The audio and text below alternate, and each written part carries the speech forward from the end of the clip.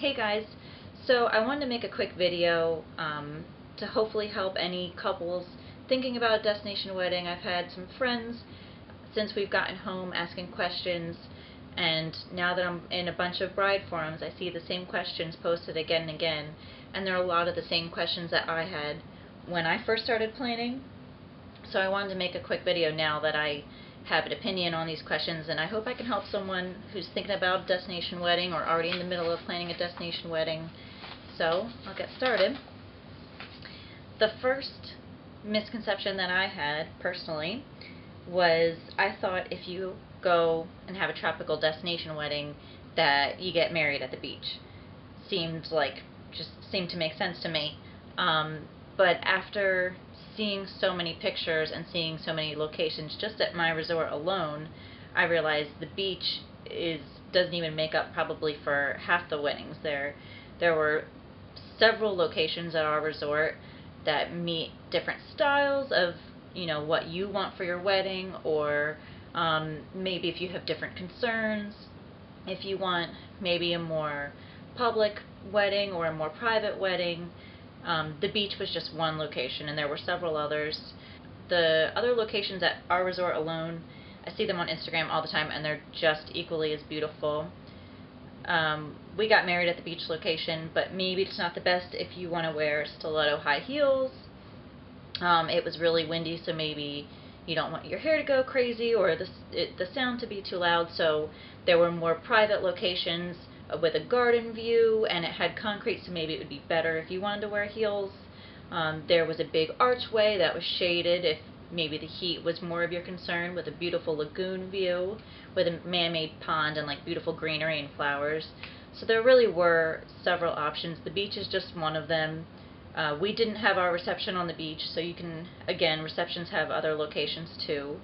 Poolside, we had a garden reception, there's an inside location, there's a chapel if you want to get married at a chapel. So really you're not limited to just the beach like I initially thought. So you can really make it your own. Which leads me to number 2. So when I first initially started researching resorts to do a destination wedding, I was kind of turned off that a lot of resorts had theme packages. You pick from A, B, or C. A will be orange flowers, B will be red roses, and C will be white lilies. And each of them have coordinating furniture, and the entire package just is what it is, and you pick from those, and that's it. You don't really get to change anything. And that kind of turned me off at first.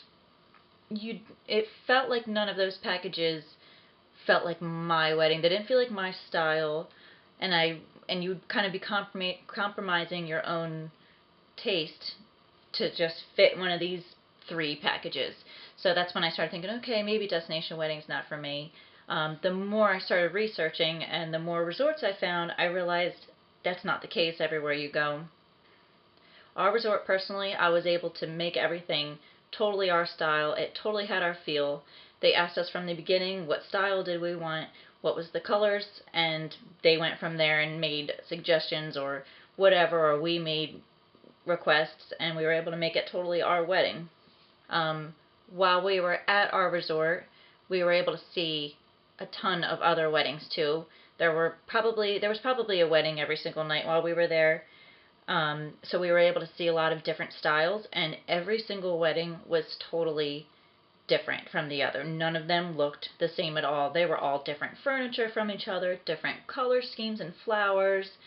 Some had cornhole and ladder ball, more of like a barbecue style. Some were in different locations. One night, I wasn't there, but my family who was there got to see on May 4th, there was a Star Wars wedding there with even characters from Star Wars dressed up. So really, you can make it your own style if that's what you want. You may have to find the resort or venue that caters to your own uniqueness, but it can be done. And I really didn't have to sacrifice my own taste in the process, which really I was concerned about from the beginning, but wasn't the case. Another misconception that a lot of people seem to have, and even we had it ourselves, is you think ahead of time before sending out invitations in your mind you have it made up, well, not as many people will be able to attend as you think, so we'll just invite everyone, and then no one's feelings get hurt, and then maybe only 20 people will come. That's not the case. We started planning, and 60 RSVP'd yes. By the time we finally got there, 50 people showed up. So that's still a pretty big destination wedding when you consider how many people had to travel. So I wouldn't recommend just inviting 200 people and, keep your fingers crossed that maybe only 40 will actually come. If you invite 200 people, always plan that 200 people will come. But they're not necessarily always going to be the people that you expect to come. That was something I didn't think about. For example, my husband's brother was his best man and made the deposits and had made payments on room and everything, and then in the end life comes up and he wasn't able to make it.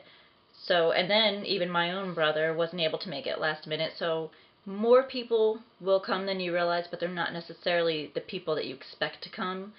Some people that I would never have thought would be willing to pay so much money and travel so far and take time off of work, they were there.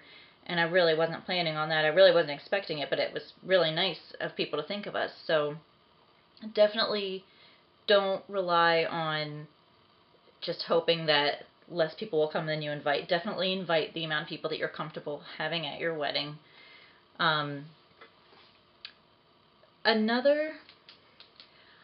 thing that people mentioned a lot in the beginning when I started talking about a destination wedding, they didn't think that we were going to have a regular reception. They kept saying, well, maybe you'll come home and do your first dance with your husband and your dad, and maybe you can have the opportunity to do speeches at like a barbecue at home. And in my mind, I'm like, well, we'll do that all there, but I didn't realize they didn't know that you can have a regular reception at a destination wedding. You may think that you have to give up having the reception that you want or that you would have if you were at home. That's not the case. Ours was a pretty typical reception, a buffet dinner, dancing, cake cutting, speeches, it was everything. Something that people said to me a lot during the planning process. And it didn't really bother me until maybe like towards the end of the planning when I was already stressed out and I was just ready to do it now. A lot of people made the comment how easy a destination wedding is. People who have never planned a destination wedding would say to me, "Oh, you're so lucky. At least it's a destination wedding. It's not as much work." And it would kind of like cue the screaming in my head. That was not the case for my destination wedding. Of course, I've never planned a traditional wedding here. I have been involved in helping my friends or sister-in-laws plan their weddings. I've seen kind of what's involved, and I can't say it's too far off from what I did for our destination wedding. I had a full wedding, like I said. I picked my own chairs, I picked my own decorations, I had to pick a hair and makeup stylist, I had to choose my own videography. The only other thing that I would say did make it easier, for me personally, this isn't everyone's case, but for our resort, you have to use the resort DJ. You can't use any other DJs. So I didn't have to pick a DJ. That certainly made it easier, one thing off the list. But on top of it, I'm juggling transportation for 50 to 60 other people, not just myself and my husband, and the logistics of, oh, how am I going to get my dress there, and how am I going to get all of our decorations packed up, and man, I'm going to be traveling with a million bags, and getting a million questions from all of my 50 to 60 friends and loved ones, and trying to keep up with the travel agent. And just traveling in and of itself is stressful.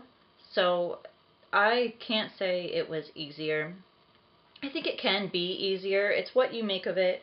If just you and maybe your husband-to-be, or just like your closest immediate family went, maybe a group of 10 people, I could see how that could be easier. You stick with the main base package, and maybe if you don't care about those details, keep it what it is, and it can be easier. Um, like I said, that's not the case for me. A lot of people, I have seen people say that they think a destination wedding was easier for them than a traditional wedding. So this is just my opinion. Um, and another thing that seems to be brought up a lot, and it's a huge question, it'll be the last thing I touch on. I had this question too going into it. When initially I started planning a wedding in Key West, we wanted to do Key West. I had looked into doing weddings locally here, and then when I started looking into weddings for a destination wedding totally in a different country, I went back and forth a lot. What is the average price of a destination wedding? Am I actually saving money? Am I spending more money? And a lot of people think it's cheaper to do a destination wedding.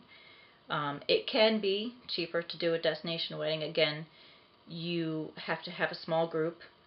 You can't have a ton of people and expect to not shell out. You're going to still be paying for the amount of people that come to your wedding. In our situation, I can't say that it was cheaper than a traditional wedding here in southern New Jersey. Compared to prices in northern New Jersey, sure, we definitely saved money. But around here, and probably the average in the nation, it was about average. It was an average price for a wedding, but I got an entire week out of it.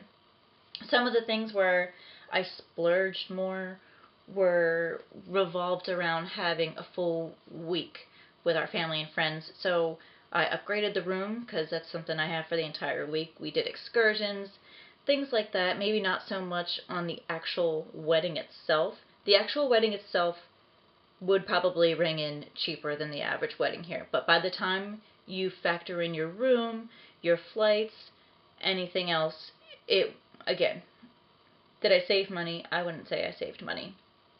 I certainly didn't spend more though.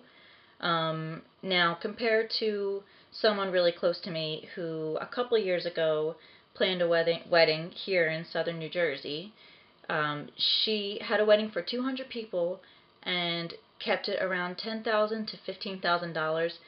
That is extremely cheap. If you're comparing that to my destination wedding, no, I certainly did not spend less money than $10,000 or $15,000. No, I did not.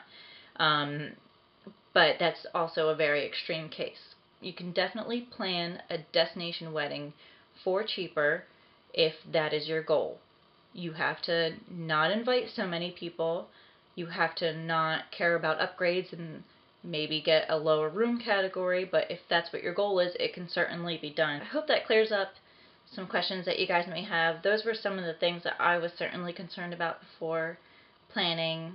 So I hope I can help someone while they're planning or thinking about planning a destination wedding, but either way that you do it, I hope you have a great wedding. Bye, thanks for watching.